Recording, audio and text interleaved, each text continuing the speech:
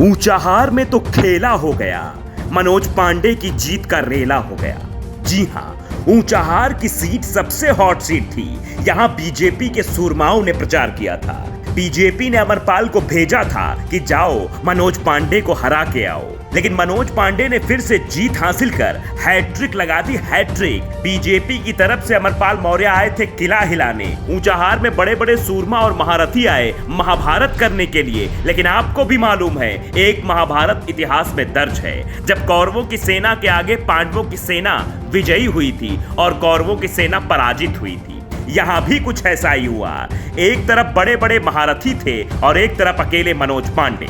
कौन नहीं आया यहाँ? राजनाथ आए, केशव प्रसाद मौर्य आए, अनुप्रिया पटेल से पहले साक्षी महाराज आए और साथ ही साथ बीजेपी के चाणक्य कहे जाने वाले अमित शाह आए, लेकिन ऊंचाहार में मनोज पांडे को हिला ना पाए। ये जीत नहीं है, ये इतिहास में दर्ज होने वाली एक घटना है, क्योंकि मनोज पांडे अकेले पूरी बीजेपी से चुनाव लड़ रहे थे। जिला कमेटी, प्रादेशिक कमेटी, यहां तक कि केंद्रीय कमेटी भी ऊंचाहार में डेरा डालकर बैठ गई थी कि कैसे भी करके मनोज पांडे के किले को उखाड़ फेंकना है, लेकिन किसी से भी दाल गलाए न गली। मनोज पांडे अब क्षेत्रीय नहीं बल्कि राष्ट्रीय स्तर का नेता बन चुका है, जिसने बीजेपी के बड़े बड़े सूरमाओं को ऊंचाहार में पानी पिला दिया। जब ऊंचाहार में प्रचार चल रहा था तो मानो बीजेपी सबसे ज्यादा केंद्रित ऊंचाहार में ही थी। ऐसा लग रहा था कि यहाँ कोई प्रत्याशी नहीं बल्कि केंद्रीय कमेटी लड़ रही है।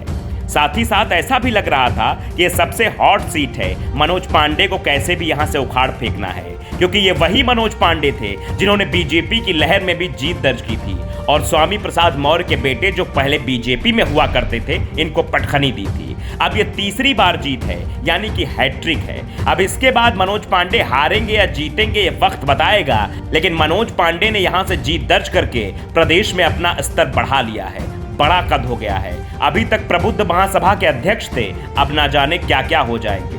भले ही समाजवादी पार्टी की सरकार नहीं बनी, लेकिन समाजवादी पार्टी में मनोज पांडे का कद जरूर बढ़ गया है। ऊंचाहार में एक तरफ प्रचार करने बीजेपी के बड़े बड़े नेता लगे हुए थे, संघ के लोग भी आए थे, और एक तरफ मनोज पांडे अपने परिवार के साथ चुनाव लड़ रहे थे। मनोज पांडे का बेटा हो या बेटी हो या पत्नी हो या भाई हो, सब मैदान में थे, अपना अपना मोर्चा संभाले हुए थे कि कैसे भी भैया, पापा और पति को जिताना है, कैसे भी विधायक बनाना है। लेकिन मनोज पांडे का भाग्य यही है कि बड़े बड़े बीजेपी के नेता यहाँ पानी भरने लगे। आप समझिए कि प्रचार कैसे हो रहा था। चुनाव के एक दिन पहले जिस तरह का हंगामा बरपा था, ऐसा लग रहा था कि अमरपाल मौर्य पैसा बांटकर चुनाव को अपनी तरफ खींच लेंगे। धरना प्रदर्शन हुआ, नाच नौटंकी हुई, सब कुछ हुआ, लेकिन आखिरकार जीत का स्वाद मनोज पांडे ने चखा। Bureau report, the such.